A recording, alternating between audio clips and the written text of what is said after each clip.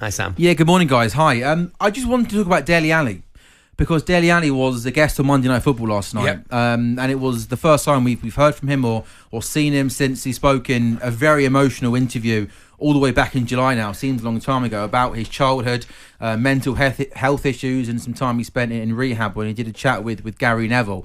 And he spoke last night about how he's in a much better place now, which is wonderful to see. He had a big smile on his face, so we're delighted about that. But on top of that, he's injured and has been injured for a long time. He hasn't played a game since February 2023. He's been out with hip and groin injuries. He says, though, he can see light at the end of the tunnel and hopes to return to full training by the end of the current campaign. And he said something right at the end, which I thought was a really, really emotional thing to say. He said, you can set reminders on your phone? I have a reminder at 11 o'clock every day. World Cup 2026. That comes up on his phone every single day. So he's doing well mentally, which is fantastic. But Ali, in terms of injuries and being a footballer and being out for such a long period of time, I think myself, someone that hasn't played the game, we maybe don't realise how hard it can be when it's your job and you can't train with your mates, you don't travel with your friends.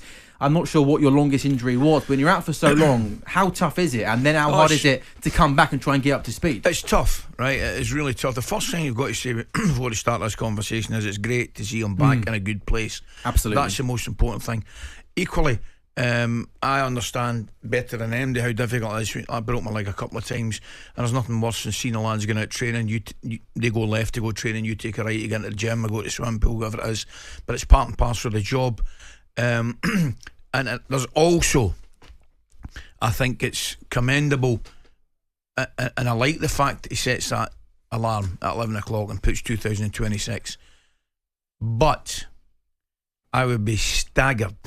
It would be a remarkable turnaround for Dele Alli to get back, and I'm not saying it's impossible, and as I say, I admire the fact that that's his target and that's his dream. But if you think that man hasn't played, what did you say, February 2023? Yeah, been over a year now. And by the way, with the greatest respect, you could argue he hadn't played before that, and I mean his form was the reason he was going all over the place to different clubs, because he couldn't find any Went form. to Turkey, didn't he? Right, yeah. Absolutely. It would be the comeback of all comebacks. Yeah, it would be. Equally, you can say, if you look back a few years to sort of 2008, it's impossible to imagine that Dele Alli would have gone from where he was then to where he is now. So I guess the argument would be, if that can happen, why can't it happen in the other direction? Because unfortunately, Jeff, and I might be totally wrong, I think it's easier going the way he did than it is going the other way. Yeah. And I wondered how he felt last night, because, Monday Night Football, some reminders of what a great player he has been. We saw goal after goal after goal, and I just wonder what was going through his head as he was watching what he'd achieved in his career. It'd be agony. Yeah. I mean, him and Lingard, was it the 2018 They both World played Cup? every game in that 2018 World Cup together, yeah. They were fabulous, absolutely fabulous, and the decline for whatever reasons, and both those players' standards are evident, and it is absolutely remarkable. But take no pleasure in saying it, Jeff, but I actually think it's easier going that way than it's going the other way. Absolutely no question about it. By the way, Monday Night Football, I just want to mention Jamie Carragher. His analysis, some of his analysis last night was excellent. I mean, just particularly Arsenal, Aston Villa, absolutely fantastic, Cara. The way he broke down Aston Villa and exactly how they went after Arsenal, it was absolutely breathtaking analysis. Yeah. I just one more thing, which I thought, because you're right, Jeff, they played some of his best goals, and you shouldn't forget how good he was, by the way, and how he came to Spurs as a teenager 100%. from MK Dons and just became. I don't think it's no exaggeration to say one of the best midfielders maybe in the world at that time, when he was scoring goals for fun, but.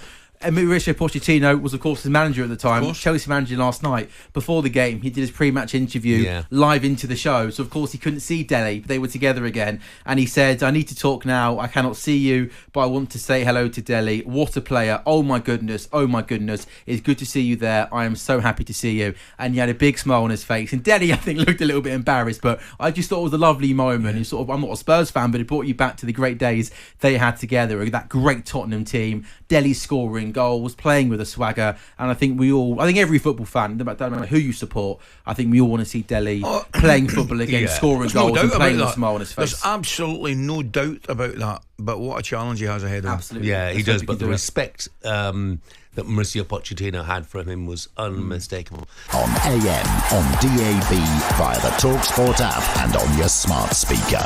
talkSPORT.